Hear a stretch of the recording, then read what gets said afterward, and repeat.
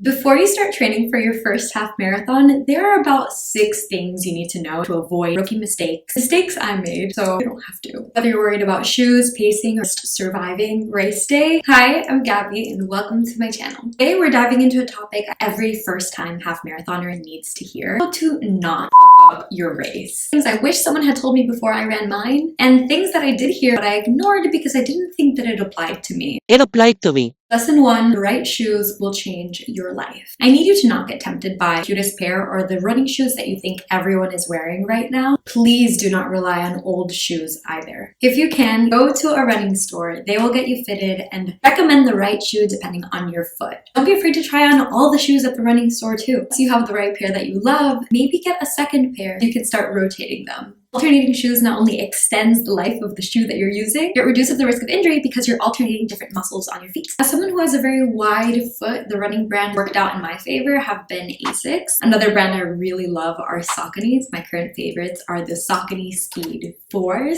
I'm getting ahead of myself. Focus on finding the right shoe that fits your foot first before exploring all the carbon-plated magic. Lesson 2, don't make it all about a goal pace. I know it's super tempting to set a goal For your very first half marathon, 5K. anything. Here's the thing, your main goal should always be about finishing the race, not injuring yourself. First time that I finished my half marathon, I got very caught up in all of the numbers and I felt an insane amount of pressure. If anything can happen on race day. During my actual race, I started at a much later time in Miami weather. I was accustomed to running at 6 in the morning. The race didn't actually start until 7:40, and I was running in the blazing heat towards the second half. Naturally, I bombed. Still refused to do the Miami half because of that reason. Please don't let all of the pressure of hitting that certain goal target your first time take away from the experience of doing something that is really hard. Not everyone gets a chance to do. Lesson 3, pick a running plan and stick to it. Stick to it. It might sound a little hypocritical because I was just talking about not worrying about the pace, but when it comes to your running plan, try to hit the paces they tell you to. It'll actually give you a really good idea of where you're at. Not sticking to my running plan is one of the things that I fumbled on. I used a program called Run with Hall, and I thought that it was really effective in creating a structured plan that worked on the days that I wanted to run. To be quite honest, I didn't want to run on the weekend. Depending on your job flexibility or desire to wake up early, I thought it was much more proactive to my long runs during the week, not be worried about having to cancel out on plans because I had to go to bed early during the weekend. All that to say, find a plan that works for your level. Speaking of sticking to a plan, don't jump from 0 to 100 overnight. Increasing your mileage or your paces from one day to another or too quickly is a recipe for injury and honestly burnout. A good rule of thumb is the 10%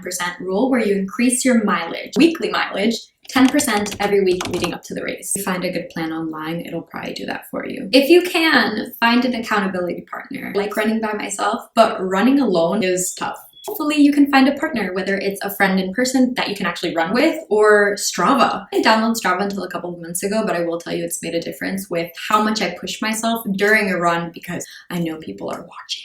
It's embarrassing. Seeing other people do their runs is another additional motivator that I didn't know I needed. As a wannabe running influencer, I see some of those people doing those crazy paces and I'm just like, there's no way. Maybe you can find a running influencer that you can relate to a little bit more and get inspired by them. Last but not least, everyone's experience looks so different. If you signed up for a half marathon in 2025, you are doing the thing. The world revolves around you in this moment. Very easy to get caught up with people that are faster than you, start comparing your journey to someone else's, but the only person you're actually competing with is yourself. Completing your first half marathon is automatically a personal record. That's incredible. There you have it, my tips on not fucking up your very first half marathon. If this helped you feel a little bit more prepared, let me know in the comments your biggest concern about completing your first half. I'm a small channel. I will answer. If you've already done one, let me know if I missed out on any other advice. Like, subscribe. Thank you so much for joining me. Bye!